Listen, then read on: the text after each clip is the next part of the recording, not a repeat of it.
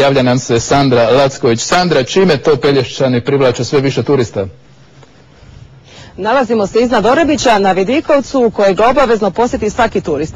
Posljednjih godina, odnosno nekad se ovdje dolazilo isključivo zbog mora i sunca, a posljednjih godina iskorištavaju se maksimalno svi potencijali Pelješkog kraja, spoj enologije, gastronomske ponude i turizma. Mogućnost da se u Orebiću izravno s plaže krene na planinarenje na 1000 metara nadmorske visine čine taj gradić posebnim i privlači turiste željne adrenalinskog odmora. Otkako je prije 2 godine osnovana Gorska služba spašavanja, srećom nema nezgoda na brdu Sveti Ilija, uredili su i markirali staze te izradili letke na 4 strana jezika sa osnovnim uputama za turiste. Naravno, Pelješki kanal raj je za surfere i kajtere. Dolaze početnici, ali i profesionalci iz cijeloga svijeta. Preko puta i Korčula trajektom stižete za 15 minuta. Pelješac je postojbina Plavca Maloga, poznat po vrhunskim vinima Postup i Dingač. Budući da je iznimno teško probiti se na svjetsko tržište, pelješki vinari budućnost upravo vide u vinskom turizmu. Zanimljiv je podatak da je 5 registriranih, odnosno 5 osposobljenih konoba samo na području općine Orebić u godinu dana posjeti 60.000 posjetitelja, a Pelješki kraj danas je obišla i naša ekipa. O Orebiću se ne još tako davno najčešće govorilo kao o prometnom uskom grlu za turiste koji tu hvataju trajekt za Korčulu. Posljednjih se godina to promijenilo. Uvođenjem većih trajekata izbjegle su se gužve, a o Orebiću se govori u drugčijem kontekstu.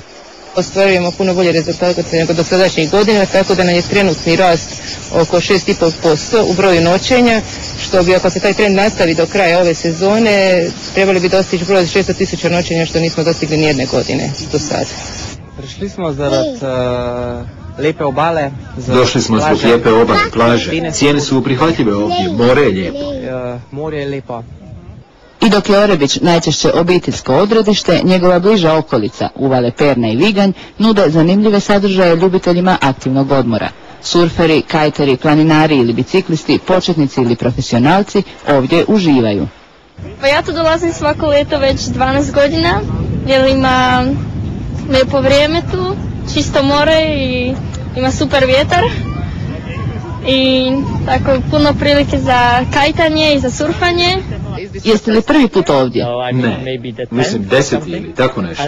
A reći ću vam i zašto. Jer ovo je najbolje mjesto, najbolji vjetar, najbolje zabave i najbolje djevojke su ovdje. I zato dolazimo ovamo i mislim da ću u ovo mjesto uvijek dolaziti. Da nasadi na daleko poznatog Plavca Malog ne budu samo scenografija brdskim biciklistima, pobrinuli su se ovdašnji vinari i vinogradari. Njihovi podrumi i vinarije dio su turističke ponude. Uglavnom su to organizirani posjeti, ako ima i privatnih posjeta.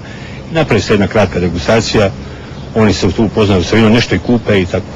Dodajmo još da uz popunjene orebičke hotele i privatni smještaj čak 20% ukupnog kapaciteta čine kampovi, posljednjih godina višestruko nagrađivani za kvalitetu koju nude.